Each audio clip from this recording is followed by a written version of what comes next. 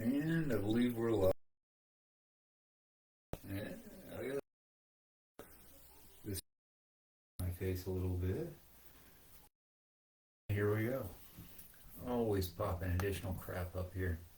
All right. So, simplicity stack for fat loss. Permanent fat if you don't following the fat loss in the first place. Carb intake, you'll keep that fat loss as long as you back up again. Makes sense, right? But the simplicity stack is about taking a simple step, and then once you got that simple step down, you build another step on top of it. You stack simplicity on top of simplicity is complexity.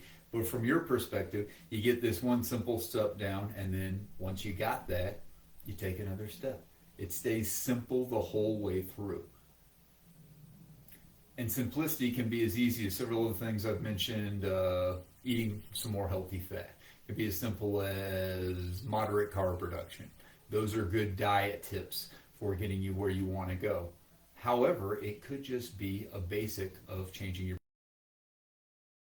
accountability, some long-term thinking. The diet journal, just actually going on now. Right? And then you're more aware of what's actually happening. The challenge is everybody wants to run away from accountability. Everybody wants to avoid it, and I get it. It's going to be a little bit unpleasant, but it's one of the most powerful things you can do. One of the reasons many people fail is they never get an idea of their starting point. They're never really clear on it. They're worried it's going to sound bad, and if I told anybody about this, they might think, well, sure, but who cares? Don't tell them. It's just between you and life or reality or whatever you want to call it.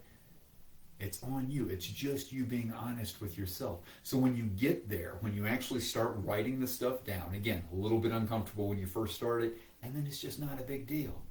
Now you've got an idea of your baseline, and then when you start making it, you know where you began. So even if they don't sound impressive, you know. And then you'll very quickly, so long as you stay consistent, see yourself starting to lose the weight, get in better shape, feel better, get more balanced energy. You'll start getting all those benefits more as you stay consistent. Stack. Start with something simple. Now, where I started was moderate carb reduction. That's a great place to start. It is simple, and I just kind of kept accountability in my head. I had a running tally in my mind of how many carbs I'd had that day. And I'm sure it wasn't perfectly accurate, but it was good enough that it started getting me the weight loss results I wanted, and I built on that into the micro fasting and the healthy fats and all the other things I've done since then. But you could start even simpler with something that's incredibly valuable, because giving you that baseline. It's the accountability that comes with the diet journal that everybody runs from. You discover two things. One, how many is that? I think that's one. You discover that it's not as scary as everybody makes it out to be. It's a little uncomfortable, sure, but you do it and it's just not that big a deal. Two, you then start getting the benefits virtually no one gets because no one wants to do it. If you want to live a rare life, if you want to live a life that virtually no one leads, start doing the things that virtually no one is willing to do. Not that hard. I mean, particularly when you consider this thing, everybody's scared of this thing. And then just look at that thing a little bit. Just, I'm going to face it a little bit. Agree to do a diet journal. It's 7 days. 7 days of a diet journal. Is that going to be the end of anything? I don't think it is. You ain't got to even do numbers. Don't worry with numbers. Just write down, eat. Give it a week. See how that feels. Now, after that, you could build on it if you wanted to, but you don't have to. You've already done something that virtually nobody, even yo-yo dieters like myself, never do. I'm doing a diet journal now, but I yo-yo dieted for 22 years, never kept a diet journal. Most people out there aren't keeping diet journals. Most people out there are avoiding accountability of any sort at all costs. So what happens when you embrace a little bit of accountability? You recognize it's going to be a little uncomfortable. It's not going to be all fun and games. You're going to have to face some stuff that you're not going to be incredibly proud of. And then you see it, and it's just not that big a deal. You do it for a few days, and it's even less of a big deal. And then at the end of the week, everybody's afraid of.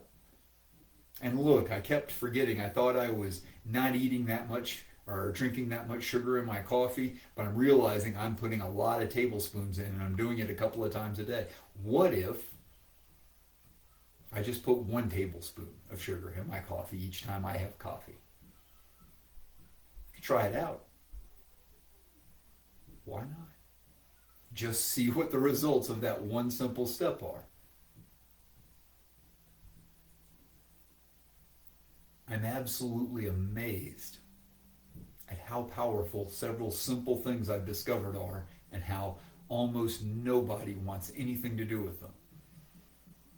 There's a quote from Joseph Campbell, which I think is incredibly appropriate for what we're talking about right now. The cave you fear to enter holds the treasure you seek. The cave you fear to enter holds the treasure you seek. Why does nobody get the treasure? Because they won't enter the cave. They'll go around and do all the other stuff that someone tells them is the way to get the treasure. I've got the simple process of getting the treasure, and you can have it now for only $19.95. La la la la la. Or you can just find what you're afraid of and go there for yourself.